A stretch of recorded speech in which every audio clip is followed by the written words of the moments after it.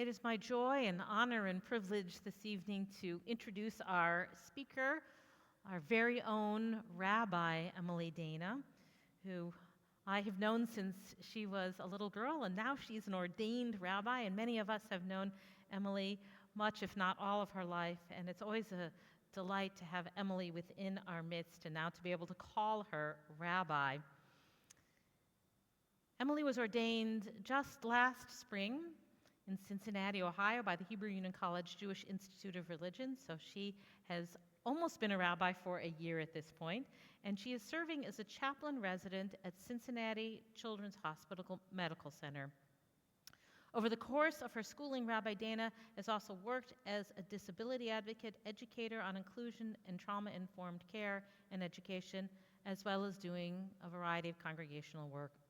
Her passions lie in helping all those in a healthcare setting to walk away with the best outcome possible and making sure that the most vulnerable are heard and empowered. She lives in Cincinnati, Ohio, with her cat, Hercules. And what we know also about Rabbi Dana is her tremendous heart and her thoughtfulness. And when I say that Rabbi Dana is thoughtful, it's both intelligent and in a caring and a way that has helped me to grow and to learn. She has taught me so many things about trauma-informed care over the years, so many things about working with people with disabilities and seeing the wholeness in all human beings and approaching those with compassion and with love and care and understanding. Rabbi Dana is someone who is wise well beyond her years, and we are privileged this evening to have her speak to us on this Jewish Disability Awareness and Inclusion Month. Rabbi Dana, we're delighted to have you here.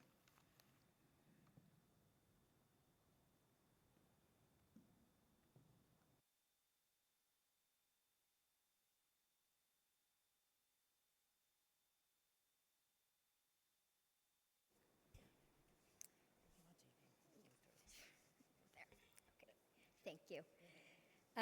I want to begin by thanking Rabbi London and the members of the Inclusion Committee for thinking of me to come back, and it is an honor to preach from this pulpit, having grown up sitting, not these pews, but in the pews that used to be there.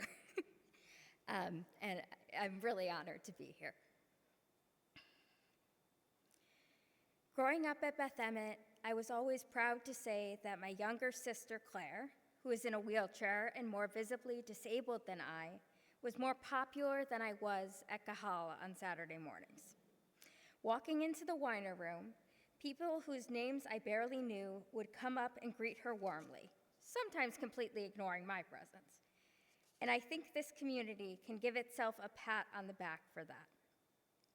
But Claire is easy to love.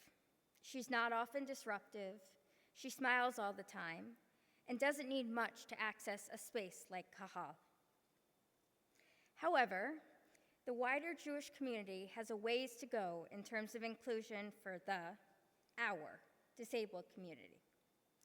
Hopefully, Jewish communities, both this one and more widely, aim to create communities of care, holy communities, but we aren't always achieving that goal. I often hear, both as a chaplain at Cincinnati Children's Hospital and in my life in the disabled community, stories of people who stopped participating in their religious communities because they felt excluded and unwelcomed due to their child's disability or health condition or their own. They don't feel accommodated in these houses of worship. I would like to think that Jewish spaces are an exception to this pervasive stigma, but I know that isn't true. In my own first year of rabbinical school, I was denied accommodations for my disability. This resulted in me overheating and passing out in a friend's arms in the July Israeli heat.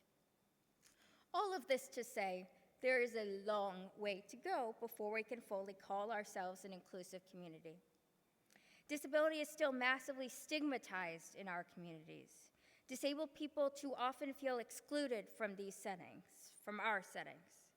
In order to work towards inclusion, we need to take notes, both from our own tradition and the work that the disabled community has been doing for the last 50 years. Let me pause to tell you my own story and why I'm so passionate about this, and I suspect why Rabbi London and Marcy suggested I preach for Jewish Disability Awareness Month. In November of 2015, when I was a freshman in college at Brandeis University, I was diagnosed with a rare genetic condition. The same condition that my younger sister had been diagnosed with a couple of months before. Happy Rare Disease Day, by the way. At the time, we were one family of about 200 with the condition, so there was not a lot of information or support out there. I struggled both with the symptoms of my disability and the isolation that came with it. Despite the best efforts of those who cared for me, including Rabbi London, who was one of my first calls, I had to learn from our tradition and my disabled peers simply to survive the ups and downs, the unpredictability of being disabled. Let us turn now to our tradition. Ketubot 77b contains one of my favorite stories in the Talmud. At the top of the page of Talmud, we are told that all the rabbis stay far away from the leper colony. Scholars are not 100% sure what disease these people actually had, but it's usually translated as leprosy. But we know that they were isolated because of this illness, cut off from society. In a post-pandemic world, we are all too aware of how easily infection or disease can be passed from one person to another. I myself take off and put on personal protective equipment at work at least 5 times a day, roughly. From Torah and Talmud alike, we learn that people have always been afraid of the transmission of illness or disability. In this culture of exclusion of sick people, there was one rabbi who didn't separate himself from the lepers. Rather, he attached himself to them. Mikrach behu. Rabbi Yehoshua bar Levi attached himself to them, and he believed that Torah would prevent him from catching their illness due to a line in Proverbs that says that Torah has the power to heal. He thought, if Torah has the power for those that learn it, why can it not protect me? For this action, he was rewarded with a place in paradise. The rest of the page of Talmud states a number of cases in which other rabbis approach the angel of death and are told they do not have a place in heaven like Rav Yehoshua bar Levi. Now, of course, I don't believe Torah should be used in place of a mask, but we can learn something from the fact that Rav Yehoshua bar Levi didn't turn away from his fellow human beings when all his fears did. It is easy to turn away. Naturally, humans turn away from that which is unfamiliar, uncomfortable, or difficult to handle. Generally, we, in our society, are not taught how to interact with disabled people. But in order to create communities of care, we need to turn towards these people instead of away from them. We need to meet them, those among us, where they are to the best of our abilities. How can we do that? Disabled communities, given their history and experience of exclusion, have developed strategies for caring for one another. We can learn from these strategies and these communities. Disabled people have realized that interdependence is necessary in our trying times. Vancouver's Radical Access Mapping Project explains, able-bodied people, if you don't know how to do access, ask disabled people. We've been doing it a long time, usually on no money, and we're really good at it. The disabled community know how to take care of its own. What is interdependence and how does it apply to our Jewish communities? In the words of disability justice activist Leah Lakshmi Samara Sinha, the concept of interdependence is that all people have needs, that none of us can get through the world solely on our own, and that having needs was and is not weak or bad or shameful. Interdependence is disabled people sending each other masks when they could get them in the first few months of the COVID-19 pandemic, or when my friend's service dog alerted to my symptoms instead of hers. It's the communities who came together to have Zoom dance parties when one or more of us could not leave our homes. Living as a disabled person in a world made for abled people can be lonely, and care within the community helps to ameliorate this. I was lucky to be part of one of these amazing disabled communities, a Jewish and disabled intersectional community, no less, when I came back from a semester in Israel my junior year of college, more impaired than I had been. Interdependence is a key tenet of who we are as disabled people, and on a personal level, I will never take my disability community and friendships for granted. Jews are no stranger to interdependence. We have been taking care of one another in community for centuries. After all, the Talmud famously teaches, Kol Yisrael Aravim Zeh Bazeh. All Jews are responsible for one another. We may not call it interdependence, call it bringing chicken soup to a friend with the flu, or checking in after a doctor's appointment, or texting a neighbor, hey, I'm running to the grocery store, do you need anything? We're pretty good at what Samara Sinha calls the crash and burn emergency model in her book, Care Work. This is when a previously able-appearing person becomes temporarily disabled, recovering from an accident, getting pneumonia, getting COVID, etc. Our communities know how to support those people. How many meal trains have we all participated in? But this is a temporary solution to a longer-term or even permanent problem. The disabled community learned long ago that this model does not work. But the wider world, including the Jewish world, has some catching up to do. When someone becomes permanently disabled or gets diagnosed with a lifelong illness, sometimes the disability community is the best for them. I know it's helped a lot for me. Creating a community like this is a lofty goal, and there are certainly obstacles to creating a culture of interdependence within our communities. In her book, From Longing to Belonging, Shelley Christensen, an activist in the Jewish disability space, calls these attitudinal obstacles. A few examples she poses are inferiority, the belief that a disabled person is less than in some way, hero worship, seeing people with disabilities as heroes simply for doing day-to-day tasks, the spread effect, assuming that a person's disability negatively affects other senses, abilities, traits, and fear, when people are afraid that they will do or say something wrong around someone with a disability. And these are not the only obstacles. I just don't want to keep you here all night. It is all good and well to have large print prayer books, ramps up to the bima, or supports for hearing impaired and deaf people. But those, while necessary and important, are not the whole picture. How do we fix these attitudinal obstacles to interdependence and belonging? Some of it comes from simply talking to disabled people and their families in the congregation. That's part of the reason that Claire and my whole family were welcomed here in my childhood. But as a general matter, this community tends to be the exception, not the rule. Reach out to the disabled people around you, learn from them. Let them teach you how to create inclusive communities. Let their voices be heard. A longtime slogan of the disability rights movement is, after all, nothing about us without us. The second way to fix these attitudinal obstacles to interdependence and belonging is by making the accommodation of everyone's needs, disabled and non-disabled alike, the cultural norm in a community. Universal design is the creation of environments, products, or buildings so that they can be used by people of all abilities. The classic example of this is that a wheelchair user can go up a ramp, and everyone can go up the ramp.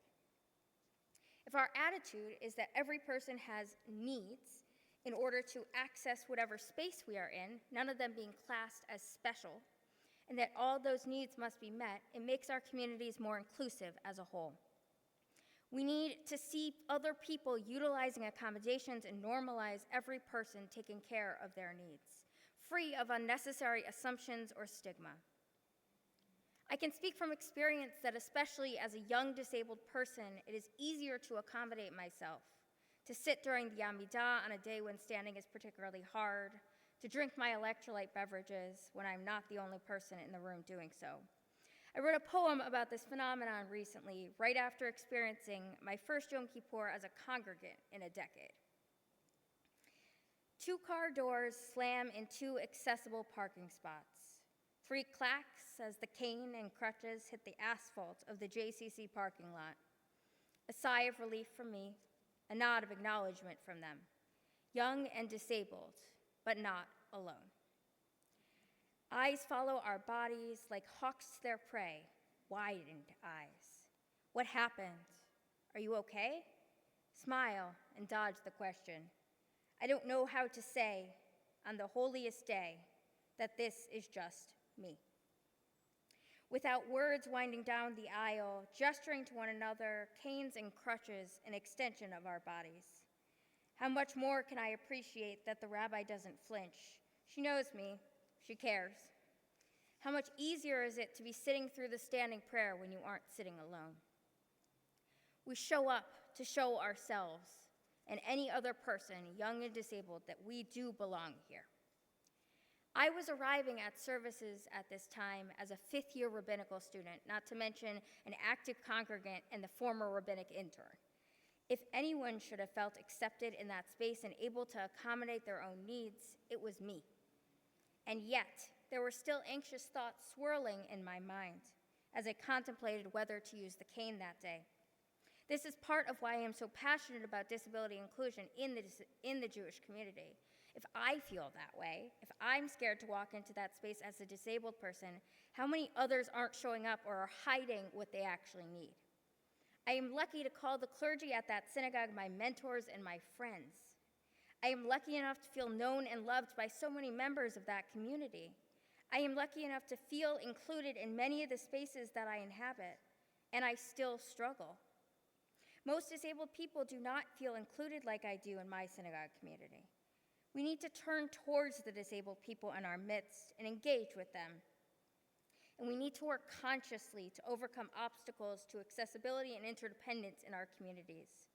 Our culture needs to change if we want to create the communities of care that I referenced earlier. I have no doubt that every rabbi or activist who argues for inclusion during the month of February has the best of intentions. But talk is just that, talk, if change and efforts towards inclusion don't happen. As of tomorrow, it will no longer be Jewish Disability Awareness and Inclusion Month, but there will still be disabled people in our communities. None of these attitude changes can or will happen overnight. It will take work, trying, failing, trying again. We need to continue to turn to our tradition and to our disabled organizers and learn from them. We need to keep talking about this, keep collaborating, and work both on an individual and collective level to make our communities ones of care, interdependence, and belonging. We are stronger together, after all. As Kohelet, Ecclesiastes, writes, "Two are better off than one, for should they fall, one can raise the other, but woe is him who alone falls with no companion to raise him. Also, if one attacks, two can stand up to him. A threefold cord is not readily broken." Relying on one another, creating a culture of interdependence, not only helps individuals to thrive, but creates a stronger, more inclusive community. As we go about Shabbat this evening, may we remember that we are all made in the image of God. We are all allowed to care for our needs. And by helping every person, disabled and non-disabled alike, thrive, we as a community, a sacred community, can thrive as well. Thank you, and Shabbat Shalom.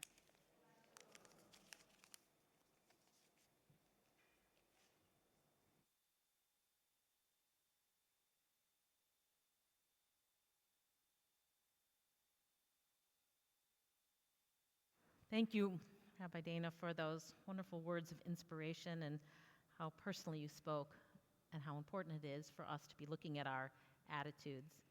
One of the things that we did when we designed this building is Becky and I spent some time down at Access Living, and you learned about universal design and about how do we create spaces that make it accessible for everyone.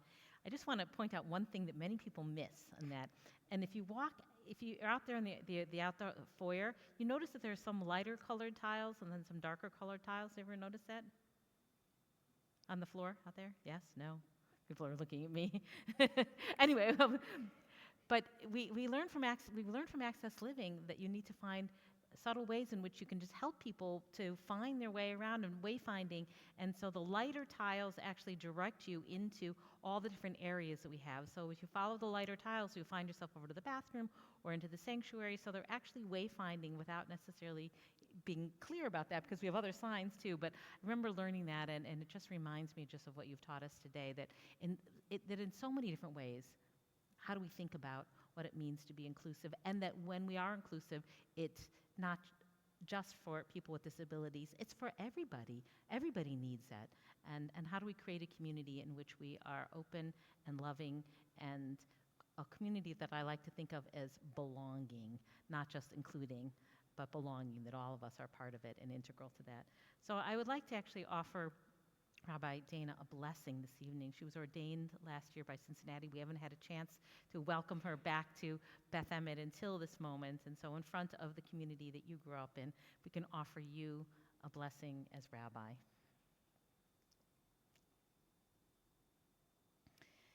Eloheinu v'Elohei avotenu v'imotenu, our God and God of our forebears, we stand here today with gratitude for this awesome person who stands before us, this awesome rabbi who was raised in this community, who was one who we remember as someone with a big heart and large soul, who was always enthusiastic as part of our youth group and part of all of our educational programs and of worship. We knew from a young age that she was going to be a wonderful leader in our community, and now she stands before us today with the title of rabbi, rabbi within the community of Israel. All these years of study, of learning, and of growth, and now you come here to be our teacher. Oh God, we thank you for the many gifts you bestowed upon Rabbi Dana, for the gifts of her heart and her mind and her spirit that have allowed her to grow and to learn and to reach this moment and to be our teacher, to be our guide, and to be our rabbi. Oh God, we pray that you will continue to bless her, that she will be able to teach and to learn and to support and to uphold all those in the community of Israel and beyond who are in need of Rabbi Dana's loving hands and hearts and tremendous and deep wisdom and compassion. Yevarechecha Adonai v'yishmerecha. Oh God, we pray that you will bless and you will keep Rabbi Dana. May the light of God's countenance shine down upon you, and may God's light shine through your soul and through your life and through your rabbinate, and may you feel the grace of God. Oh God, we pray that you will watch over our precious Rabbi Emily Dana, that you will guide her path and you will guard her steps, and you will lead her to that precious gift in life, the gift of wholeness, of peace, and shalom, and that she will continue to be our guide on that path as well. Amen. Love you.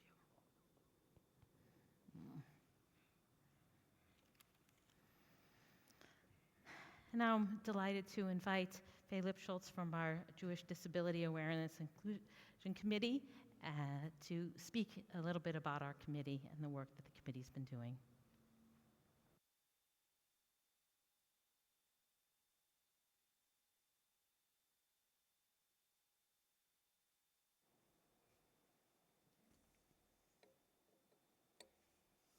Shabbat Shalom. On behalf of the Inclusion Committee, it's a pleasure to see everybody here tonight. What a joy it is to have Rabbi Dana with us, one of our own, sharing her wisdom way beyond her years and her experiences. The Inclusion Committee at Beth Emmet was established to create a spiritual environment that respects the needs of all of our members, regardless of their physical and emotional needs and challenges. In addition to planning and presenting programs and addressing inclusion needs, we also seek to be the voice of all of our members in constantly evaluating their needs. Many of you may have noticed me at the sanctuary doors during the Yamim Noarim, helping all members to have the richest and most complete worship experience. In addition, the committee regularly engages in assessments of our synagogue, both in terms of our physical environment as well as our spiritual offerings.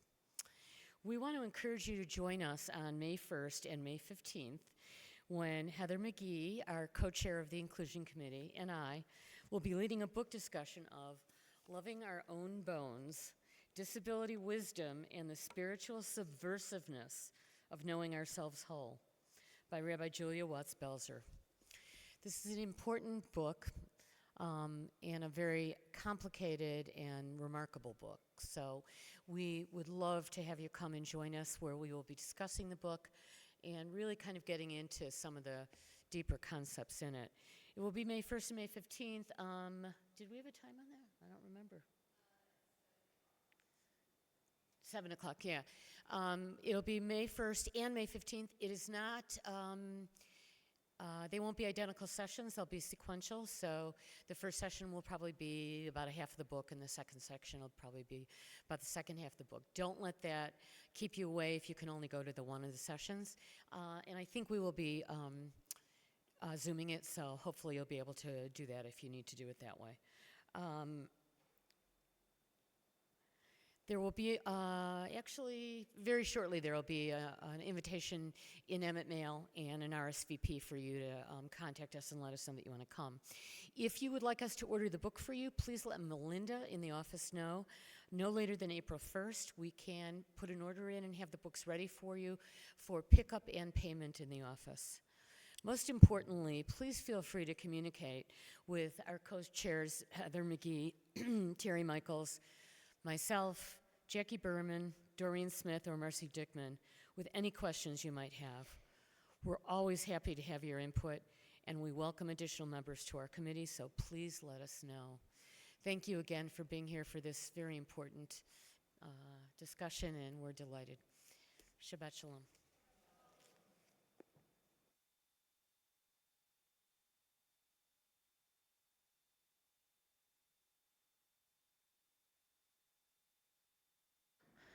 And we want to thank our Inclusion Committee for sponsoring our wonderful ONEG and for all the wonderful work that they do and helping us all the time to be thinking about how do we become a more inclusive, loving space where everybody feels like they belong. I remember when we finished the building, we thought we had done such a great job. As I said, we had seen Access Living, and we thought that we had done everything we needed to do, and then the Inclusion Committee came and said, those signs you have all over the building are this big, nobody can read them. And so recently, I hope that you've noticed that we've made the signs larger, including over on the bathrooms, you know, on the bathroom doors, you know, you had to look down here and it said occupied, and you had to bend down to the ground to find that out. Now you don't need to do that anymore, and we always really appreciate your helping us to grow, thinking about things, even when we want to pat ourselves on the back and say, oh, it's all done. We always know that there's more that we need to grow, and the Inclusion Committee has been wonderful in doing that, and we look forward to reading the book. It's supposed to be amazing.